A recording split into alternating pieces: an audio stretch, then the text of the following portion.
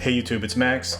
A little bit of a shorter video for you today. Essentially, I wanted to give an update on the service experience that I just had today when I brought my new Tesla Model 3 in for some panel gap issues. I had shared in my delivery day video that we had noticed some panel gap differences along the back trunk of the car, and we had been walked through scheduling a service appointment on delivery day with the tech that we were assigned. I had some posts in the comments section of that video asking for an update after I got my service appointment. Well, here we are. So to start with, when we first scheduled our appointment in the app, we were told that since we were within a specific distance of the dealership, that the service tech would actually come to us to do the repair. And this is what was actually reflected in the service section of my Tesla app after I had made that appointment. That is until about 5 days in, where I was messaged by someone on the app asking to change the location of the appointment and the timing. What I was told is that due to the fact that the panel gap issue requires at least 2 people to fix it, I would have to go into a service center to have it looked at. For me, the closest service center is a 45-minute drive away, so I wasn't exactly thrilled about this,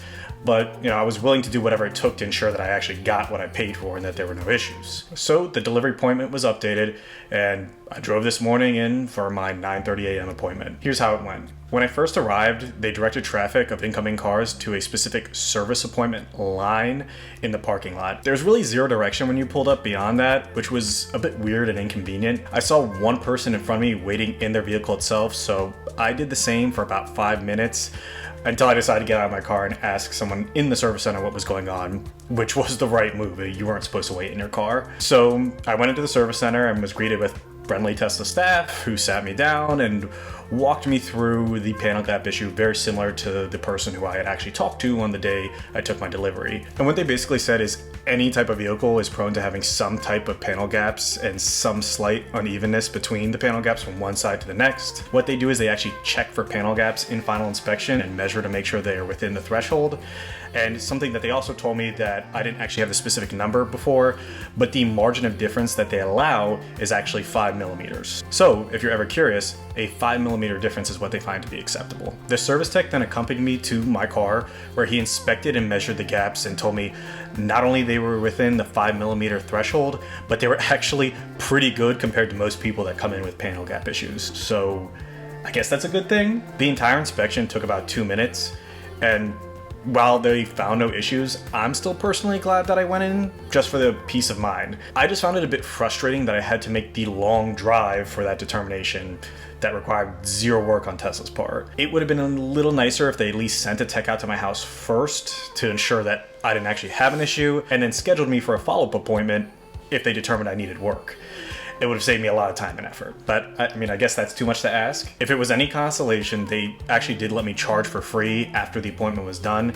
I was able to sit in the showroom and catch up on some emails for work while the car charged. So essentially, I was able to put back on the miles that I had used to get to the facility to begin with. So for those who are commenting, asking for feedback on my original video, I do feel obligated to make a comment on if I felt that this trip was worth it or not for the average person experiencing something similar. And what I really think it comes down to is the distance you have to get to a dealership and your personal preferences and your tolerance for potential imperfections in your car that you just bought. If you do live less than 30 minutes away from your service center, then to me that's a no-brainer. Go make sure your gaps are good to go and that you actually got what you paid for and that it's perfect. Now, if you're further away and the decision comes down to if the trek in is going to be worth the assurance that your gaps are what you paid for, in that case, then maybe it's not necessarily worth it. Because in all likelihood, if your car made it through final inspection, the chances of them actually changing something on that car are pretty slim. And again, this is for minor